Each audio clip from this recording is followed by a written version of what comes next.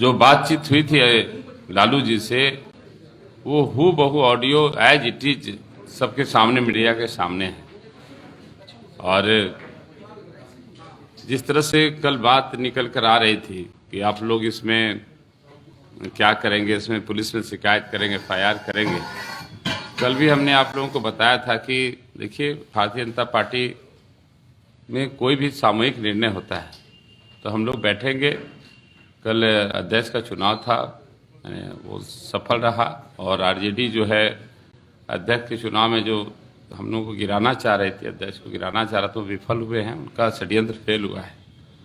और आज हम लोगों ने निर्णय किया, अपने पार्टी के वरिष्ठ नेताओं से सारे पार्टी फोरम में रखा गया, तो निर्णय हुआ कि जिस तरह से आदरणीय सुशील कुमार मोदी जी ने जब ट्वीट किया कि एनडीए के विधायकों को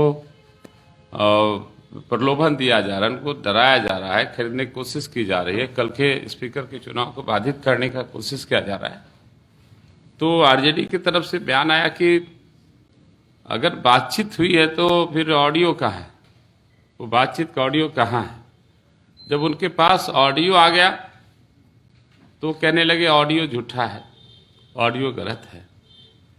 और इसके बाद लगातार आप लोगों की तरफ से भी सब तरफ से सवाल उठता रहा कि अब इसका क्या करेंगे, आप FIR करेंगे। तो निर्णय हुआ FIR करने का। तो हम लोगों ने, चूंकि देखिए हम विधायक हैं, और विधायक MLA जो होता है ना, जनता का सेवक है, पब्लिक सर्वेंट है, नौकर है जनता का। डेमोक्रेसी में जनता मालिक है और MLA MP नौकर है जनता का।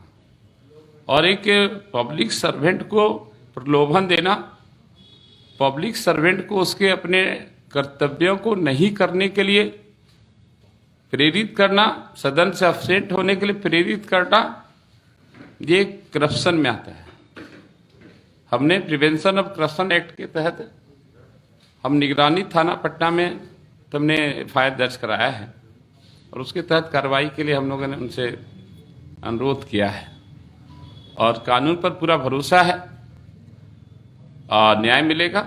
मैं चूंकि कोई लॉ एक्सपर्ट नहीं हूँ, न्यायविद नहीं हूँ, जो मैं नहीं बता सकता कि इसकी क्या सज़ा होनी चाहिए। और आप लोग कृपया हमसे सवाल भी नहीं पूछेंगे कि इसके लिए क्या सज़ा चाहते हैं। जो विधि सम्मत हो, भारत के संविधान में जो हो, वो निर्णय होगा, मुझे मंजूर होगा। बस मैं बहुत दुखी हूँ आज। लगातार उस दिन से आप लोगों ने वीडियो में सुना होगा कि जैसे ही वो मुझे बोलते हैं कि हमारे PA ने उठाया था, तो हमको मिला कि जैसे ही बोलते पासवान जी बहुत बहुत बधाई, मैं उनको प्रणाम करता हूँ। और अपने स्वभाव बस शिष्टाचार, मेरे विभिन्न दल के लोगों से अच्छी संबंध रही है, शिष्टाचार बस मैंने उनको चरण स्पर्श से किया है। उन्होंने खुश रहने का आशीर्वाद भी दिया, लेकिन जैसे ही उन्होंने कहा कल स्पीकर को गिराना है, मदद करो, मंत्री बनाएंगे, आगे बढ़ाएंगे, कल स्पीकर अपना हो जाएगा, फिर सरकार बना लेंगे, ये करेंगे, मैं शॉक्ड हो गया। आप लोगों ने प्रत्यक्ष रूप से ऑडियो में देखा होगा, मैं शॉक्ड हो गया, पूरा मेरा एटीट्यूड, वॉइस पूरा बदल गया। और मुझे सबसे बड़ी दुख इस बात की है कि अगर देश में डेमोक्रेसी नहीं होता, लोकतंत्र नहीं होता, तो आज लालू प्रसाद जी को जानने वाला कोई नहीं होता। ललन पासवान जैसा गरीब, बिहार का सबसे गरीब MLA कैंडिडेट, जिसका बैंक बैलेंस 928 रुपया, वो विधानसभा नहीं पहुंच पाता, बहुत लोग नहीं पहुंच पाते। आज वो व्यक्ति जो डेमोक्रेसी का उपज है, डेमोक्रेसी ने यहाँ तक पहुंचाया, और इस तरह से डेमोक्रेसी के साथ खिलवाड़ कर रहा है, उस तरह से डेमोक्रेसी की हत्या कर रहे हैं। मुझे बहुत सदमा लगा, मैं आज भी बहुत दुखी हूँ। और मैं क्या बताऊं कि मैं इतना दुखी हूं, शायद जीवन में मैं कभी इतना दुखी नहीं हुआ था।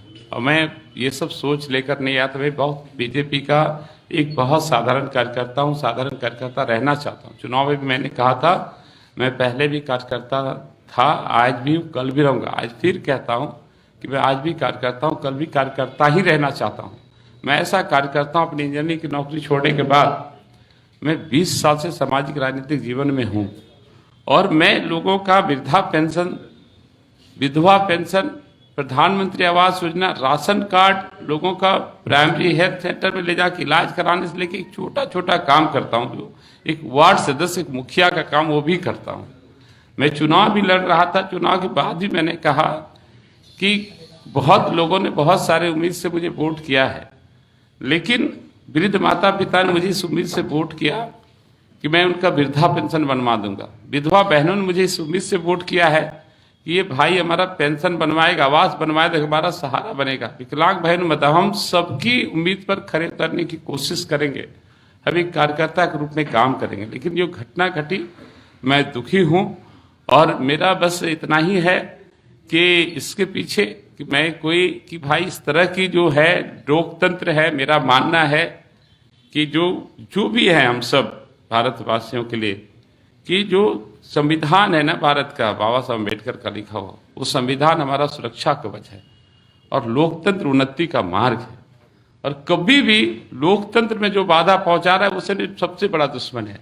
संविधान को जो हाथ में ले रहा है वो देश का सबसे बड़ा दुश्मन है और इसको बर्दाश्त नहीं करना चाहिए। हमने भी शायद मेरे व्यक्तिगत हानि होती, मेरे व्यक्तिगत नुकसान की बात होती तो शायद ये मामला आप तक नहीं पहुंचता। क्योंकि ये संविधान को नुकसान पहुंचा रहा, लोकतंत्र को नुकसान पहुंचा रहा था, जनादेश को खरीदने या जनादेश को खंडित करने का जो षड्यंत्र चल रहा था, इसलिए मुझे ये उठाना पड़ा कदम। और चूंकि संयोग में हमारे नेता बगल में आदरणीय डिप्टी सीएम साहब था, सारा उनके संज्ञान में गया, सब लोग जाने, उन्होंने भी फोन उठाया, उनका ये लगाया, उन्होंने फोन उठाया। बस हम इतना ही कहना चाहते हैं कि हम निगरानी कोर्ट में गए हैं, एफआईआर के लिए कॉपी दिए हैं और भरोसा है कि न्याय होगा और आगे भी इस तरह के जो कांड होंगे, जो खरीद फरोख्त के धंधे चलते हैं, इस पर भी अंकुश लगेगा।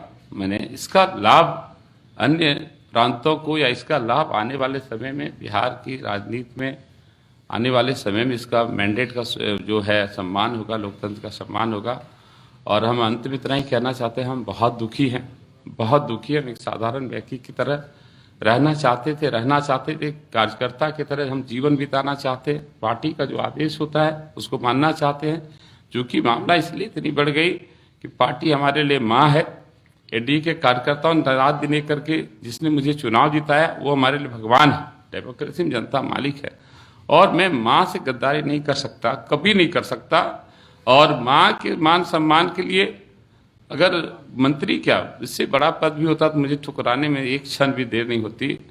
और माँ के लिए मेरी जान भी चली जाती, मुझे कोई गम नहीं है। पार्टी मेरे लिए माँ है और मैं बहुत दुखी हूँ उस घटने से। और आज मैं आरजेडी के लोगों का जो मानसिकता है 15 साल सत्ता से बाहर रहने के बाद भी, कि चूंकि ललन पासवान गरीब है, जो अखबार में छपा है कि बिहार का सबसे गरीब कैंडिडेट है, बैंक बैलेंस 928 रुपया है, गरीब है, दलित है, अनुसूचित जाति से है।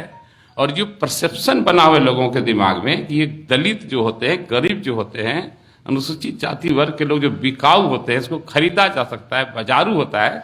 मैं इस बात के लिए कहता हूँ अपना परसेप्शन चेंज करिए। हम लोग पढ़े लिखे स्वाभिमानी लोग हैं, राष्ट्रवाद की राजनीति करते हैं, पंडित दीनदयाल उपाध्याय के सपनों का भारत बनाने निकले हैं, अंत्योदय की राजनीति करते हैं। और हम लोग बस कार्यकर्ता ही रहना चाहते हैं। बाकी सब आप लोगों के बीच में है। बहुत बहुत धन्यवाद। दुखी किससे किस बात से दुखी है? लालू जी से दुखी है, उसके साथ जो कोई घटना हुई उससे दुखी है, आप इतना दुखी? नहीं, हम दुखी हैं कि हम इतने बड़े व्यक्ति से हम तय पता है, बहुत पहली बार विधायक बने हैं और इस तरह की उम्मीद हम नहीं किए थे कि कोई आज भी एक दलित को, एक गरीब को बिकाऊ समझे, बाजारू समझे। आज भी दुख इस बात की है इस डेमोक्रेसी ने क्या नहीं दिया लालू जी को, और आज भी डेमोक्रेसी को अपने रौंदना चाहते हैं। दुख है इस बात का। ऐसे ऐसे लोग अगर इस तरह के करेंगे तो फिर क्या होगा? दुख है इस बात का।